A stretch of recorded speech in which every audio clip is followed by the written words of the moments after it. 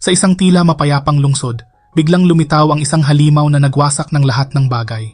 Ngunit ito ay isang bangungot lamang ng ating pangunahing karakter na si Noy, isang mag-aaral sa 2nd taon ng mataas na paaralan. Kasama niya ang kanyang ama, ngunit madalas itong abala sa trabaho kaya't parang nag-iisa siyang namumuhay. Sa paaralan, ipinagmalaki ng kaibigan niyang si Haki ang bagong laro na tinatawag na Blade and Saber. Naiinggit si Noy dahil may beta version ng laro si Haki na gawa ng kanyang tiyuhin na programmer sa kumpanya ng laro. Samantalang nag-e-enjoy sila, biglang kinuha ng isang tao ang game console. Si Kaaso ang dumating upang paalalahanan silang malapit ng magklase kaya't nagmadali silang pumasok. Papunta sa klase, hindi mapigilan ni Noy ang pagka-excite sa laro kaya't nasagi niya ang isang babae na tila mayaman na may dalang 2 bodyguard. Bago pa siya nakapag-apologize, nagkaroon ng level 5 disaster alert. May halimaw na paparating.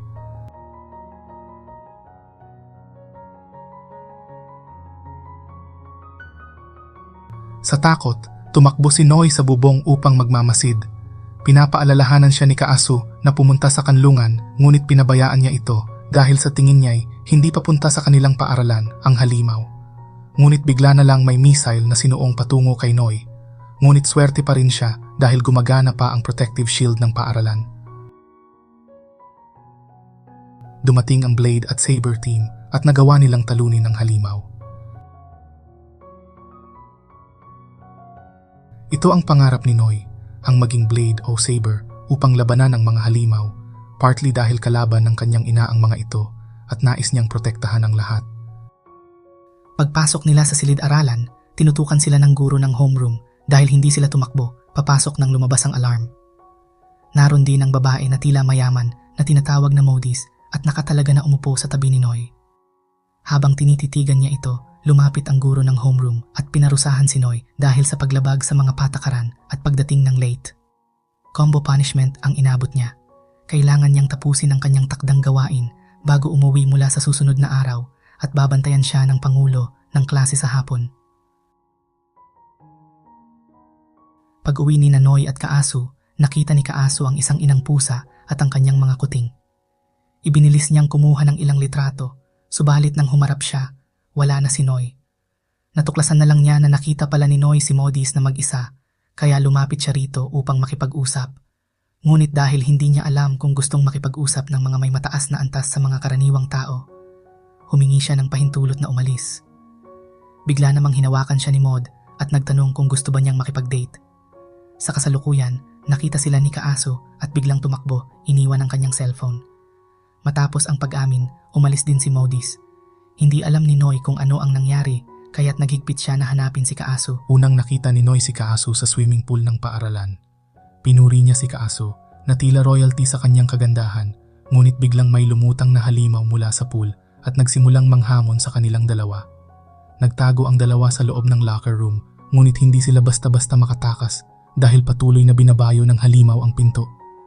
Sa pag-unawa na hindi na nila ito mapipigilan, nagpasya si Noy na manatili at lumaban habang pinayagan ni Kaaso na tumakbo para humingi ng tulong. Iyon ang tanging paraan.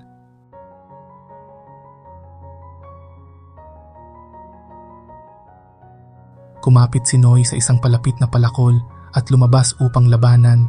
Pinapayagan si Kaaso na makatakas ng madali. Agad siyang humingi ng tulong. Samantala, sa bubong, matapang na lumalaban din si Noy.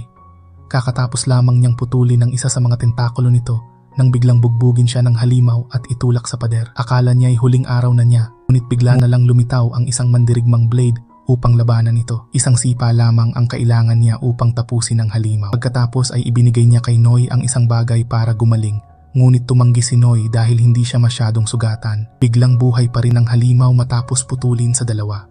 Sumugod ito upang magpatuloy sa pag-atake at tinanggal pa ang maskara ng mandirigma.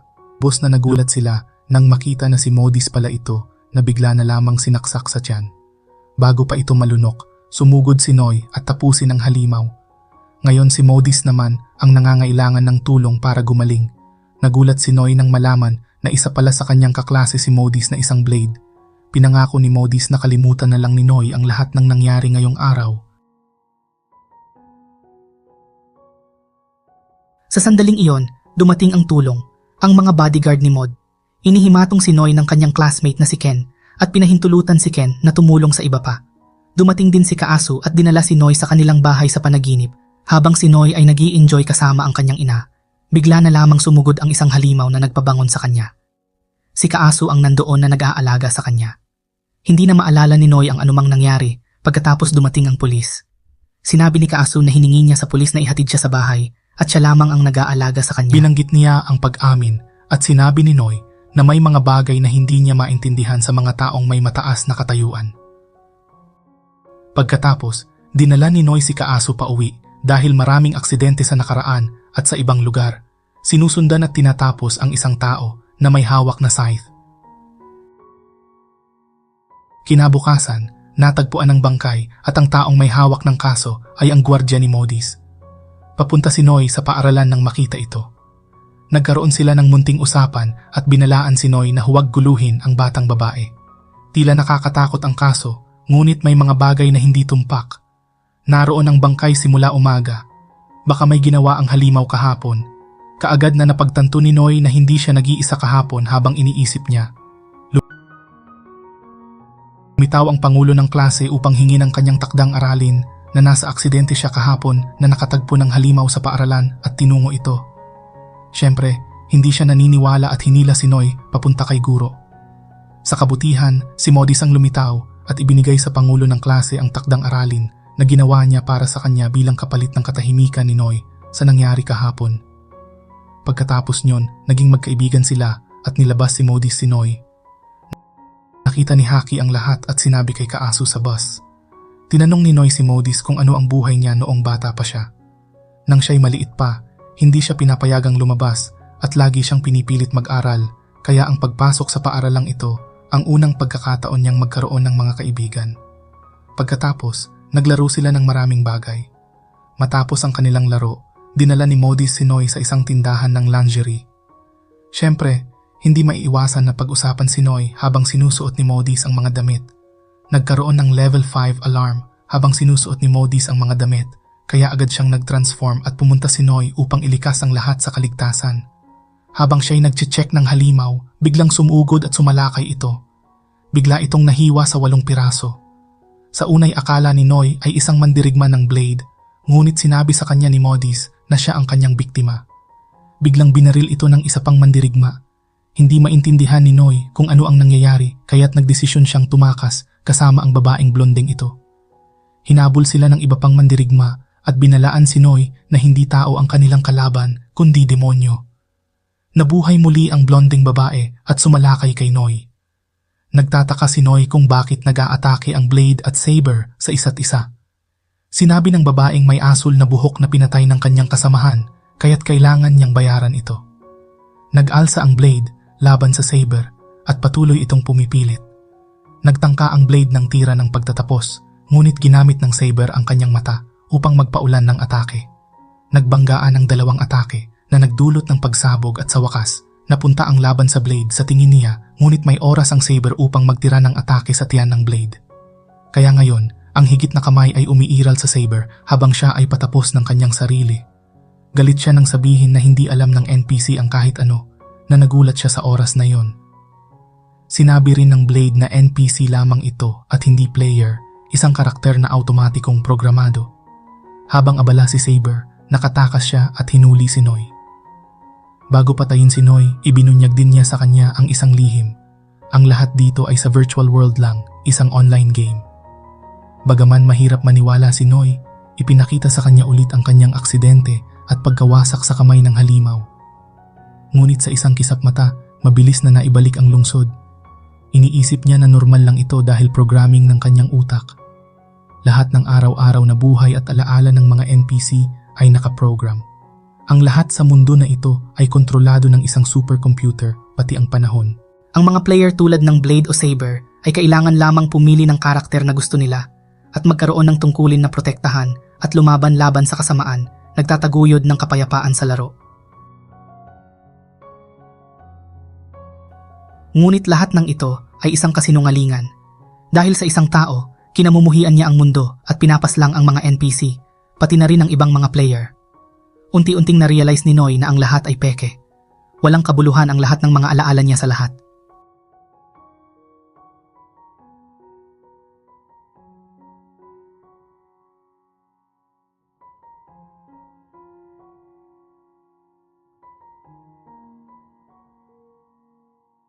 Sa oras na iyon, biglang dumating si Kaasu mula sa kung saan upang protektahan si Noy. Ngunit hindi matutumbasan ng NPC ang isang player at sinimulan niyang pahirapan si Kaasu sa harap ng walang magawa si Noy. Bigla na lamang sumiklab ang katawan ni Noy sa apoy. Nakawala si Noy at binigyan siya ng suntok sa mukha. Bagamat hindi niya maintindihan ang nangyayari, napagtanto niya na may mali kay Noy. Sa oras na iyon, hinawakan ni Noy ang side at itinapon sa kanya. Ngunit iniwasan niya ito. Akala niya madali lang ito, ngunit matigas ang side Biglang humarap ang side at tinusok siya sa tiyan. Nawala siya sa ilaw na lumilipad na pumasok kay Noy. Pagkatapos, lumitaw ang kasuotan ng blade kay Noy at lumitaw din sa kanyang mga mata ang impormasyon tungkol sa ibang tao. Tunay nga ang kanyang mga sinabi. Pagkatapos noon, inalagaan ni Noy si Kaasu at ang babaeng saber ay si Hako. Paalala niya kay Noy na panatilihing lihim ang pangyayaring ito na huwag sabihin sa iba. Tinanggap din ni Hako ang utos at unang nag-log out. Mula sa malayo, may dalawang misteryosong tao na nagmamasid kay Noy. Pagkatapos nito, umuwi si Noy kasama si Kaasu para alagaan ang kanyang mga sugat. Sumunod din si Modis bagaman galit dahil itinuring lamang siyang piraso ng data. Ngunit wala nang ibang pagpipilian si Noy. Sinabi ni Modi na ang sinabi niya tungkol sa mga kaibigan ay totoo. Sa bahay, pinapasok ni Noy si Modis at tinanong kung paano tanggalin ang suit. Tinuro ni Modis ang device sa kaliwang kamay ni Noy na nagpapahintulot sa mga player na kumonekta o mag-disconnect sa laro. Mula nang talunin niya si Hako, maaaring nagbago na ang data ni Noy at maaaring naging isang player na siya. Pagkatapos nito, ipinakita ni Modis sa kanya ang data panel at sa wakas ay natanggal niya ito.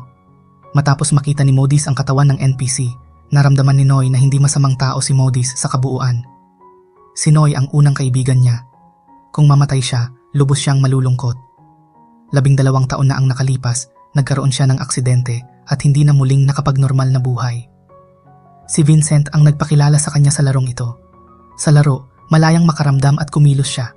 Pinapatay ng mga player ang mga halimaw upang matapos ang mga misyon, ngunit mahalaga rin na protektahan ang mga NPC. Kung papatayin ng isang player ang isa pang player, makakatanggap ito ng PK penalty. Ang pag-amin kay Noy ay isang misyon din sa laro. Sinuri ni Modis ang status board at hindi pa natatapos ang naunang misyon. Sa bubong, si Noy ang pumatay sa halimaw, hindi si Modis. Marahil iyon ang dahilan kung bakit. Mayroon ding gusto itanong si Noy kay Modis at ito ay ang pagpapalit ng damit ni Kaasu. Pagkatapos ng lahat, magkakaibigan sila kaya tutulungan niya ito.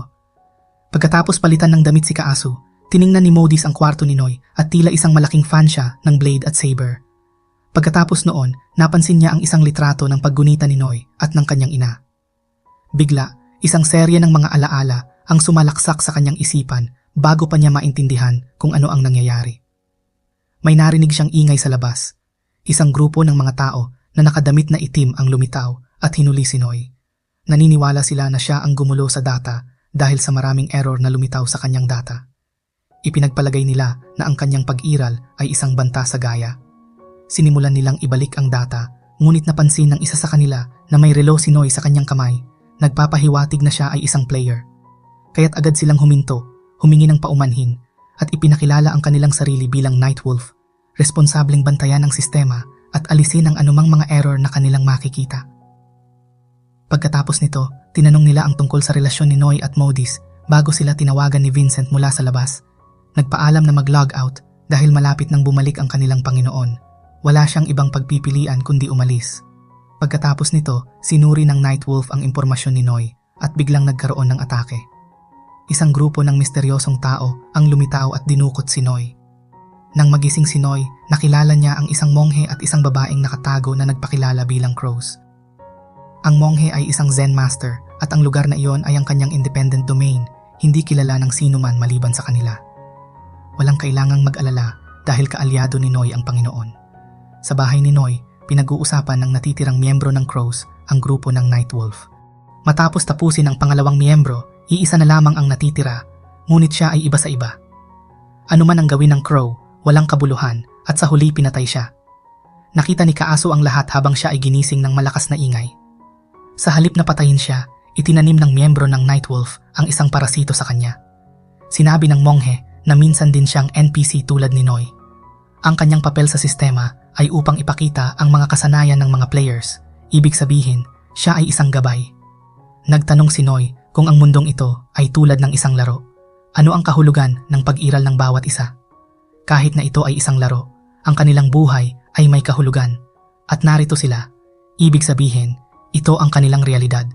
Ang kanilang pag-iral ay tiyak kahit na sila ay mga NPC lamang, may mga pag-iisip at kalayaan pa rin, kahit na sila ay mga programang lamang. Sa katunayan, may kahulugan ang buhay sa realidad. Maraming NPC ang nilikha na may layuning iyon. Ang kanilang pag-iral ay kinakailangan sa mundong ito. Ibig sabihin nito na si Noy ang susi sa pagbabago ng lahat gamit ang Final Hopes Gear. Gusto ng Panginoon na maging kaalyado si Noy para sa kapakanan ng mundo. Lahat ng mga pangyayari ay nangyari ng biglaan, kaya kailangan pa ring pag-isipan ni Noy ang lahat. Binigyan siya ng monghe ng isang gear at pagkatanggap niya nito, naramdaman niyang bumabaha ang enerhiya sa kanyang katawan. Pagkatapos, pinabalik siya ng monghe at sinabihan na bumalik lamang kapag napagpasyahan na niya at paalalahanan na maging maingat sa Night Wolf. Samantala, nag-dinner si Modis kasama ang kanyang tiyo. Binanggit niya ang kanyang mga alaala, bagaman kaunti lamang ang natatandaan niya, gusto pa rin niyang malaman ang higit patungkol sa batang lalaki at sa kanyang ina at posibleng konektado ito sa kanyang ama. Pagkatapos ay binanggit ni Modis ang pangalan na Gito na nagpangit ng kanyang tiyo at umalis agad. Pagbalik sa bahay ni Noy, naayos na ang lahat. Nagising na rin si Kaasu at umiyak. Sinabi ni Noy na panaginip lamang iyon, ngunit kahit na ganon, kailangan pa rin niyang protektahan si Kaasu at ang kanyang mga mahal sa buhay. Malapit na bantayan ng Nightwolf Group si Noy sa labas. Sinabi ni Vincent kay Modis na si Mr. Guito ay isa sa mga developer ng Gaia at bigla na lamang nawala, tulad ng isang fatal na suntok pagkatapos ng kanyang pagkawala. Ito lamang ang alam ni Vincent. Ang maalala lang ni Modis mula sa 12 taon na nakaraan ay ang kalungkutan at lungkot. Humingi siya ng tulong kay Vincent upang malaman kung ano ang nangyari sa panahon na iyon. Marami pa ring misteryo ang laro na ito na gusto niyang maunawaan ng lubusan. Si Noy ang susi sa mga sagot mula 12 taon na nakalipas hanggang sa buong mundo ng laro. Nagsimula na ang isang regular na araw sa paaralan, ngunit ngayon ay labis na pamilyar kay Noy dahil siya ay naging malalim na kaalaman na sa tunay at sa virtual. Sa daan papuntang paaralan, ipinagmalaki sa kanya ni Haki ang kanyang mga tagumpay sa laro na pinuyat niya upang makamit. Ngunit hindi na interesado si Noy. Pagkatapos ay nagtagpo sila ni Modis, kaya umalis si Haki upang silang dalaway makapag-usap. Biglang lumitaw ang emergency alert, kaya pareho silang nagmadali sa lugar kung saan may lumitaw na halimaw. Hindi sapat ang kanilang antas para labanan ito. Nakarating si Ken sa tamang oras at kumuha ng palakol upang tamaan ang halimaw, ngunit ito ay uri ng apoy na halimaw na nakakontra sa kanya. Sinunog nito si Ken, ngunit swerte at dumating si Vincent sa tamang oras. Naghanap din si Kaasu, ngunit hindi niya nakita si Noy sa paaralan. Ang halimaw ay tumakbo patungo sa paaralan na may layuning magtapos sa barikada. Nagtransform si Modis at sumali sa laban. Habang pinanonood ni Noy ang tatlo na lumalaban, hindi siya makapagtimpi. Nagtransform din siya upang tulungan. Nagsimula ang halimaw na mag-charge ng kanyang atake. Sinabi ni Vincent na umatras sila dahil ang layunin nito ay ang paaralan at hindi sila. Ngunit tumanggi si Noy. Sa mga players, sila ay mga NPCs lamang, ngunit mahalaga sila kay Noy. Ang mundo na ito ay lahat sa kanya. Kahit na mabigo siya, magpapatuloy siyang lumaban. Patuloy na nag-charge si Noy na may suporta ni Modis. Sinubukan ni Noy na tumawag ng sandata ngunit nabigo. Sinuntok siya ng halimaw at nagdulot ng kanyang pagkawala ng malay. Sa sandaling ito, dumating si Kiken ngunit may magagawa lamang siya ng kaunti. Biglang may bumaril sa mata ng halimaw na bala na galing kay Hako mula sa saber. Dumating din ang kapitan na nagsabing ito na lamang ang kanilang magagawa. Ang exploding witch ay isang napakatatag na halimaw. Si Noy ang unang umatake, kaya kahit napatayin nila ito, hindi sila makakakuha ng karanasan o mga item. Bukod dito, kailangan ng mataas na antas at maraming bagay upang matalo ito.